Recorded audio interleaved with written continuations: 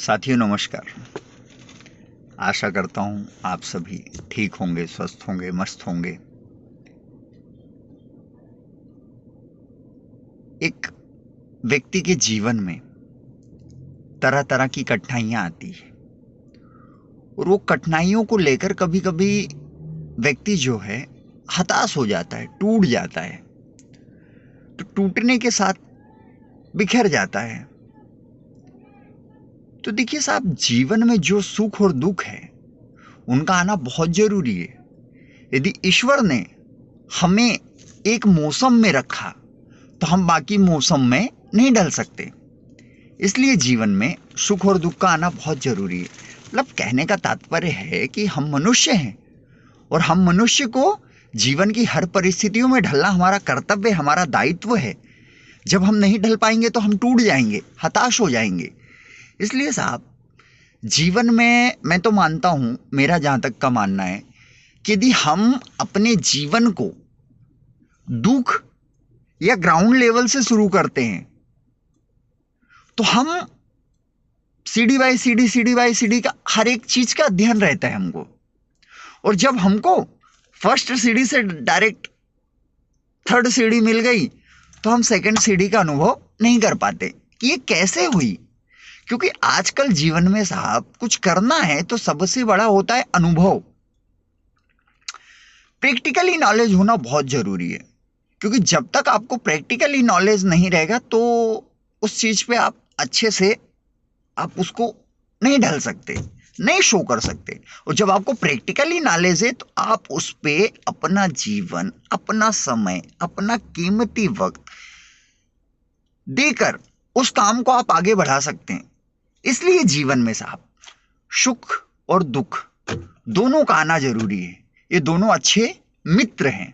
सुख और दुख जो है जीवन के एक अच्छे मित्र हैं। तो दुख हमें सिखाता है साहब कि हर परिस्थिति में लड़ना, हर परिस्थिति में ढलना, कभी झुकना मत। जो वक्त आया है उसके साथ लड़ना, उसके साथ खेलना, उसके साथ चलना। तो ये हमें अनुभव देता है, एक जीवन की सीख देता है कि हम अपने जीवन को कैसे आगे बढ़ाएं, हम अपने जीवन से कैसे आगे चलें तो हमें सही और गलत की पहचान हो। जब साहब हम दुख झेलेंगे तो साहब हम व्यक्ति की इज्जत करेंगे, व्यक्ति की वैल्यू करेंगे, उसके सुख और दुख में खड़े होंगे, उसका दुख दर्द समझेंगे। और जब प्रभु ने हमको साक्षात सुख भेज दिया, जब जीवन की सब सुख समृद्धि दे दी, तो हम कैसे समझेंगे कि क्या सुख है क्या दुख है। इसलिए जीवन में सुख और दुख का आना बहुत जरूरी है। तभी पता चलता है कि हम किस परिस्थिति में हैं, हम किस मुकाम में हैं। तो जीवन के साथ साथ हम आगे बढ़ते जाते हैं। देखिए साहब, ऐसा जरूरी नहीं कि आप चलना शुरू किए और आपको मंजिल मिल गई।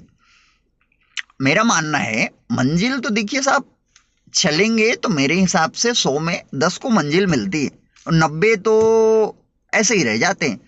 बट उसमें क्या है कि 90 के पास नॉलेज खूब रहता है साहब, वो उस रास्ते से चले हैं। तो रास्ते में कहाँ कंकड़ है, कहाँ पत्थर है, कहाँ कांटे, उनको एक अच्छे से बारीकी याद है। तो जो अपने वो पीछे वाली पीढ़ी है, जो पीछे से आ रहे हैं वो रास्ते पे, तो उनको एक सही ज्ञान का दे सकते हैं, सही और गलत की पहचान बना सकते हैं कि बेटा ऐसा नहीं ऐसा चलना, भाई ऐसा नहीं ऐसा चलना, तो तुम वहां जाके सक्सेस हो पाओगे। ये अपना अनुभव कहता है, ये अपना नॉलेज कहता है। आप चलिए, आप दौड़िए, आप करिए, एक ना एक दिन वक्त आपका आएगा।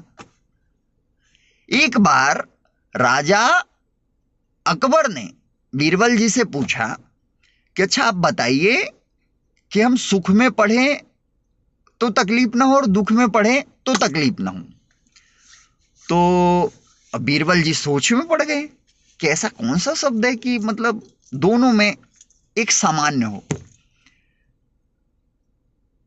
तो बीरबल जी ने बहुत सूझबूझ के साथ उसका जवाब दिया। कहा, ये वक्त है कट जाएगा, ये वक्त है चला जाएगा। तो मतलब उसको हम सुख में तो उसको हम सुख में पढ़ेंगे तो हमको कोई गम नहीं होगा, और दुख में पढ़ेंगे तो हमको कोई गम नहीं दोगा। मतलब ये वक्त है, आया है, चला जाएगा। तो मतलब एक दुख में जैसे हम टूटने लगते हैं तो हमको लगता है कि अरे नहीं भैया अब हम टूट जाएंगे, भैया अब हम बिखर जाएंगे, पर ऐसा कुछ नहीं है। ये वक्त है, आया है, चला जाएगा। ये आपको सही और गलत की पहचान बताने के लिए आया है कि आप सीखो, आप आगे बढ़ो। और जब तक आप ये सब नहीं सीखेंगे, नहीं आप ढलेंगे साहब, तो मैं नहीं समझता हूं कि आप एक सफल मनुष्य हैं। क्योंकि एक सफल मनुष्य को हर परिस्थिति से लड़ना चाहिए, हर मुकाम पे आगे बढ़ना चाहिए। जब वो बारीकी जीवन की, अपने ग्राउंड लेवल की हर एक बारीकी अध्ययन से करेगा, बारीकी चीजों को समझेगा, बारीकी चीज को जानेगा, तो जरूर आगे बढ़ेगा। वो जरूर सुख दुख समझेगा, जरूर वो समाज के हित में काम करेगा। और जब वो नहीं समझेगा तो उसमें केवल वो अपना स्वार्थ सिद्ध करेगा साहब, बाकी वो समाज का कुछ नहीं कर सकता। तो ये हमारे जीवन की पहलू है, ये हमारे जीवन की सीख है। हमें निरंतर आगे बढ़ते रहना चाहिए, प्रसन्न रहना चाहिए, खुश रहना चाहिए, मस्ती करना चाहिए और हंसते रहना चाहिए। देखिए साहब, जीवन का जो हर पल है उसको आप आनंद लीजिए।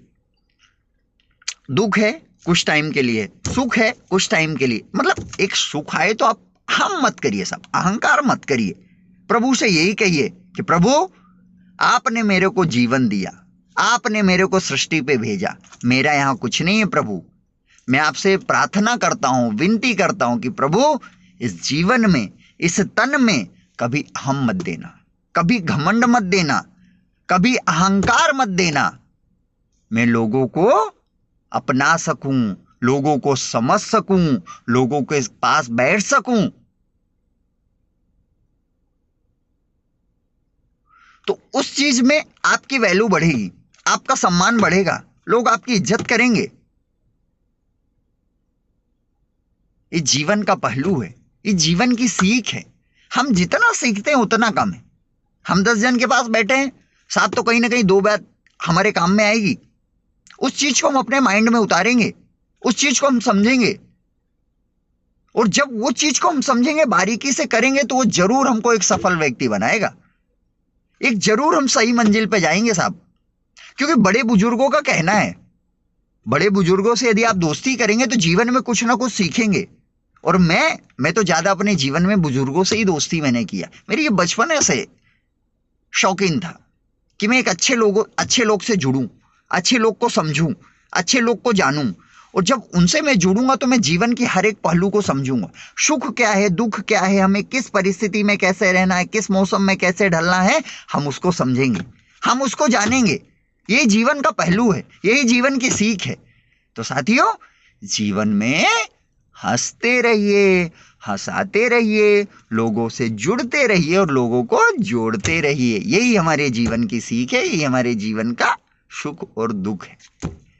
चलिए साथी, धन्यवाद, नमस्कार।